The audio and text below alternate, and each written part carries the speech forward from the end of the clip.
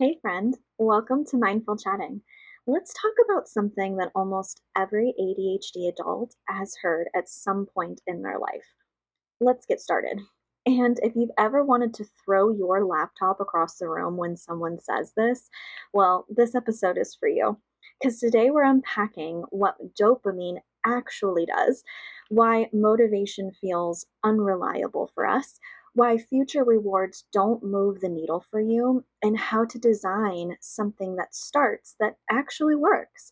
Because here's the truth: if starting feels impossible, it is not because you don't care. It is because your brain isn't getting the signal it needs. So let's unpack this together. Welcome to Mindful Chatting, a podcast where therapy meets real life. I'm Kristen, a therapist, business owner, and a lifelong student of what it means to fully show up in our relationships, in our work, and in our healing. Here, we unpack mental health concepts, explore mindfulness tools, and talk through the messy, beautiful, in-between moments that shape us. Whether you're a fellow clinician, a curious listener, or someone navigating your own growth, this space is for you. Let's chat. Most people think that dopamine equals pleasure. It doesn't. Dopamine is actually about anticipation. It is the chemical signal that says this is worth moving toward. And it spikes before the reward, during our curiosity phase, during the novelty new thing, during a sense of urgency, and then also during perceived opportunity. In ADHD brains, our baseline dopamine levels are actually a lot lower than the neurotypical. And in key pathways, that involves motivation, task initiation, reward processing, and a lot of our executive activation. And let me break that down. Which that really means tasks that feel neutral to others feel a lot of effort for us. That means we're not boring, they're not meaningless, they're effortful. If a task does not create this anticipation that we're looking for, the brain doesn't flag it as we need to move forward with this. And without that signal, our initiation just completely stalls. If you're nodding along and thinking, yep, this is totally me, I want you to stop and take a free quiz. I have made a quiz about what's your ADHD struggle, and it'll only take a couple of minutes. And at the end, there's a secret freebie waiting for you that will help you start working on your struggle right away. Look in the show notes for the link. And then here's where traditional productivity advice for ADHD fails us. We hear things like do it now so you can relax later, or study now so you can succeed later, or save now so you can benefit later. Well, dopamine is not wired for later. It is wired for perceived immediate relevance. And ADHD brains struggle with this temporal discounting. Future rewards feel really abstract to us, and immediate stimuli feel really real for us. So when someone says just think about how good you'll feel later, well, your brain doesn't really convert that into activation. It kind of stays flat. And let me tell you why.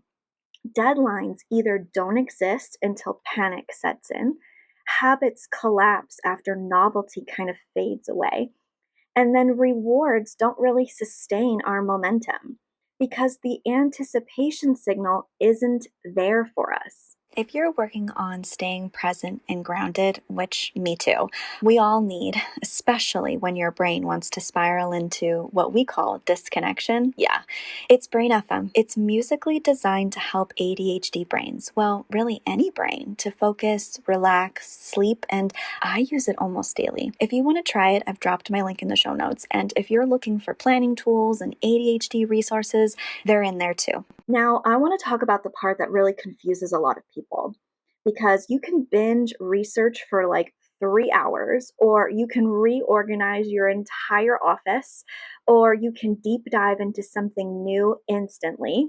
Well, why? Well, novelty, interest, challenge, urgency, that emotional relevance, that those create those anticipation that we're really looking for.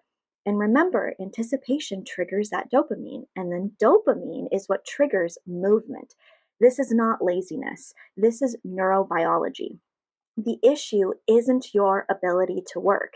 It's the mismatch between task design and dopamine signaling.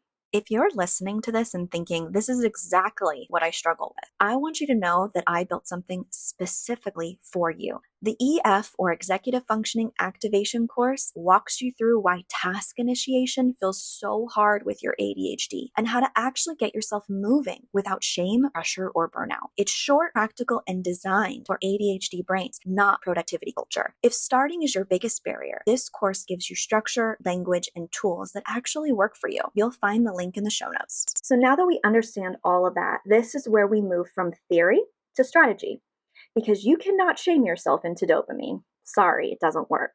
And you have to design for it. Here are 5 activation principles that I want to talk about today. 1 is shrink the start. The brain resists unclear, effort-heavy, tedious beginnings.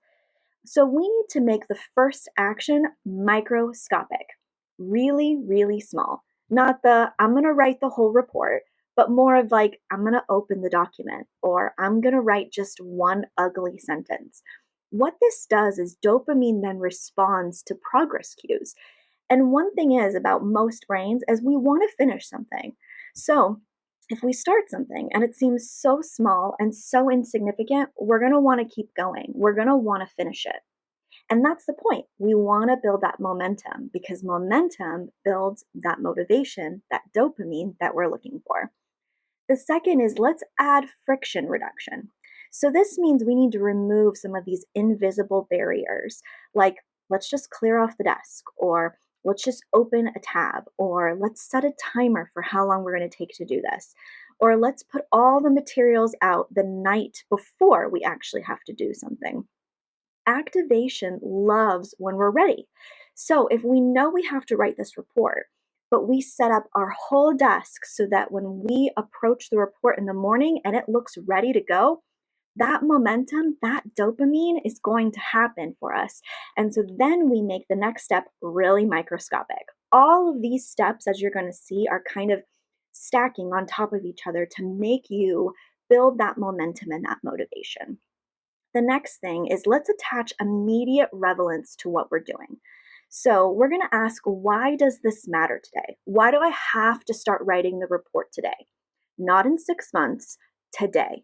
We need to make it emotionally present for us. So what is it about today that I'm going to get some kind of emotional or immediate reward or response if I start writing the ugly sentence today and not wait until a week before it's due?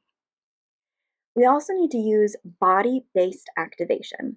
So sometimes dopamine doesn't respond to our thoughts. I know, that sounds crazy. It actually responds a lot to movement. Remember, momentum builds that motivation. So sometimes just changing our body stance or moving around can actually build that momentum up that we need to motivate ourselves to do the thing that we're struggling with. So that could look as simple as standing up, stretching, moving between rooms, counting, or physically initiating something else before we start back up again. Motor engagement can precede cognitive engagement, and that can build up motivation. Just one little caveat to that, don't get distracted when you're going into that other room. Maybe set a timer to kind of reinitiate you back to whatever it is that you're doing. Because I know that if I were to move from one room to the next, I'm going to get distracted when I get to that new room. Number 5, I want to create a visible momentum. And so that's going to look like visual cues, but also visual things to make me feel like I'm actually making progress in something. So that can look like checklists or timers or visual progress bars. Your brain needs evidence that what you're doing is actually moving you closer to the thing that you're trying to complete and do. And so ADHD brains thrive on that visual thing to show us, okay, one more step. This step gets me closer to this step. Because all of that abstract idea, we need to put it down. We need to see it so it shows us that we're actually getting closer. If you want to understand your ADHD in a deeper way, I've created the ADHD Crash Course, and it walks you through ADHD step by step so that you can actually start understanding your brain and not shaming it. Everything's in small, doable lessons designed for your ADHD in mind. The link is in the show notes. What I'm seeing with clients in sessions is they'll say things like, I don't understand. I want to do it. I just don't do it. Or I'll make this beautiful plan the night before, and then when I wake up in the morning, I just don't want to do it. When we break it down, we usually find that there's this unclear starting point, like you're just supposed to begin, or there's this overwhelm that we're not considering when we make this beautiful plan the night before. This plan kind of locks this novelty, this interest, this thing that's going to make you want to do it. There's no reward system, or the reward system is delayed and not immediately to start it. And we kind of build up this emotional avoidance because we're overwhelmed. It's understimulating. It's not something that we actually wanted to do, even though we said we needed to do it the night before. So once we adjust that entry point, a lot of things will shift. Not because motivation just falls out of the sky and lands on our lap, it's because the friction reduced. And this is the core of activation work. You do not lack discipline, you lack this anticipatory signal. And when starting feels really hard, don't ask yourself, what's wrong with me? That is a loaded question. I want you to ask, what is this task missing? Does it need more clarity, immediacy, novelty? Do I need to see some more visual progress? Or do I need to move my body? Design changes the behavior. Shame does not. And if you take one thing from this episode, I want you to take that motivation is not a moral trait. It is a neurological process. And when you understand that process, when you learn how your brain works, you can design something around it. Next episode, we're going to be talking about why ADHD systems fail us and what actually makes them stick.